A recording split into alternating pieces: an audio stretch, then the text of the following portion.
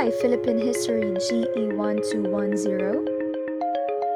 Today, we would be tackling about the Philippines, a nation in denial, and the Philippine Republic presidents during 1946 to 1953. Countries around the globe from South Africa to Argentina to Bosnia and Korea and Japan are struggling to clear the moral debris left by authoritarian regime. In South Africa, there has been a truth commission. In Brazil, they secretly photocopied records of interrogation, torture, and murder of suspects, and the report was entitled Brazil Nunca Mais, or Brazil Never Again.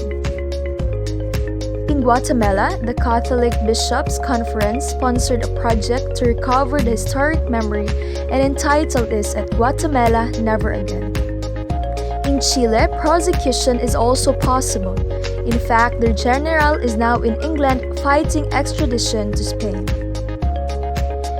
In the year 1900, William Howard Taft arrived in Manila as the head of the U.S. government's Philippine Commission, and he was met by a delegation of prominent Filipinos called Ilustrados, who pressed for immediate independence. Their argument was that for a people to be self-governing, all that was required was a minority capable of ruling and a majority willing to be ruled, both of which the Philippines had. The Philippine Declaration of Independence on July 4, 1946. After 48 years of American sovereignty, the people of the Philippines assumed the status of an independent nation. Huge crowd jammed Manila to watch the prize of the Republic, which regained its independence through the voluntary action of the American people.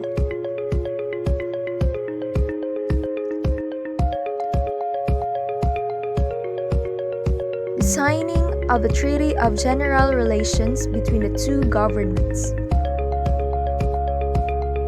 This is also the time where the issue of how to deal with those who had collaborated with the Japanese occupying forces arise.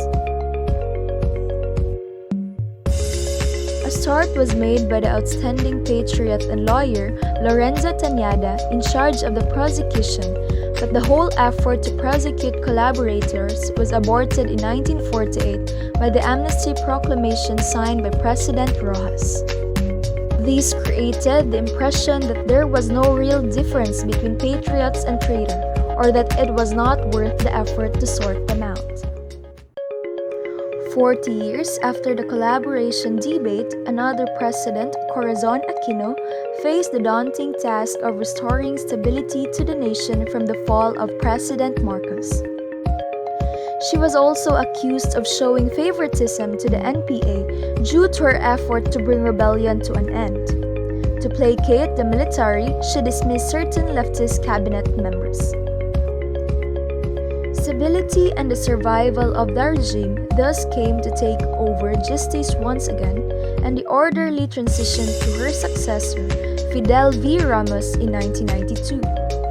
Some of Marcos' enterprise were taken over, but the relatively fruitless search for his hidden wealth still goes on.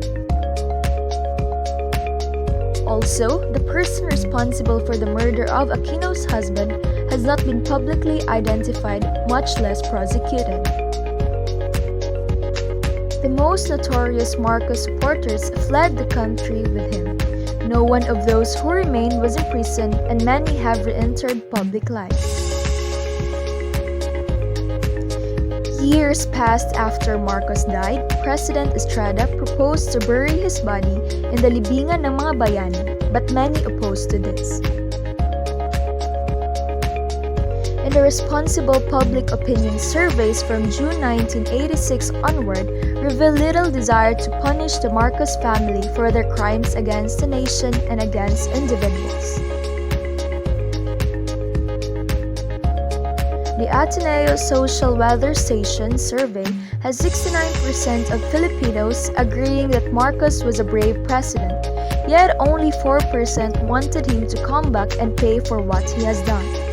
Philippines is a nation in denial because, according to John J. Carroll, S.J., our country is in a state of denial with regards to the crimes of the Marcos regime, and that the willingness to forget these massive crimes against the nation and against communities and individuals reflects the weakness of the common conscience, a weak sense of the nation and of the common good. And now, the Philippine presidents from year 1946 to 1953.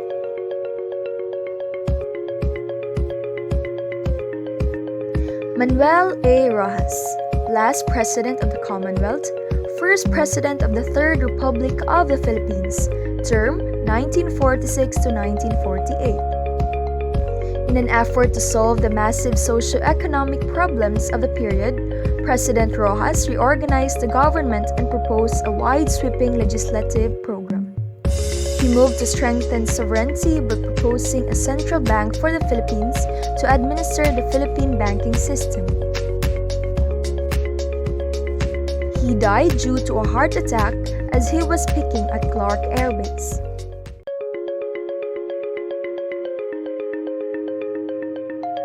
Elpidio Quirino, the second President of the Third Republic of the Philippines, term 1948 to 1953. President Quirino established the Action Committee on Social Amelioration through Administrative Order No. 68 in order to efficiently promote the welfare of citizens in the rural districts.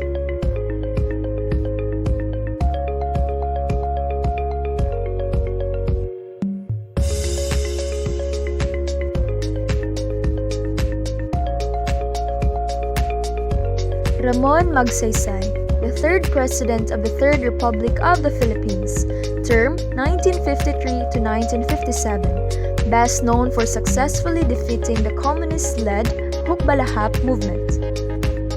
Among the accomplishments of the Magsaysay administration was the Social Security Law of 1945 or RA number 116. He died in a plane crash when he is heading back to Manila.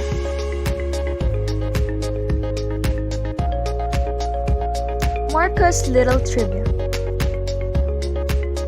During the time of Marcos, Philippines is ranked number 2 in Asia in terms of economic growth, and the peso-dollar exchange rate is equivalent to 3 pesos. The Philippines is also known as one of the most well-equipped militaries in Asia.